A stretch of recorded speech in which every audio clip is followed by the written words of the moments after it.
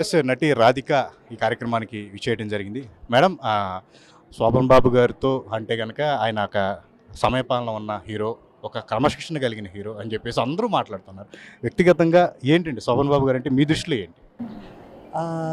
శోభన్ బాబు గారు లాంటి actors, heroes, gentlemen, handsome, charismatic. I don't think there's any more. అలాంటి heroes ఇప్పుడు తయారు చేయడం కూడా కష్టం అనుకుంటాను. But he was an exemplary person, very charming, sense of humour. చాలా ఆయనతో షూటింగ్లో ఉంటేనే చాలా హాయిగా ఉంటుంది. And even today you remember him, but you remember him with respect and love. So అది క్రియేట్ చేయడం చాలా కష్టం. ఇప్పుడు అందరూ చాలా ఈజీగా అన్నీ మర్చిపోతారు, but you can never forget him. He's unforgettable. Thank you.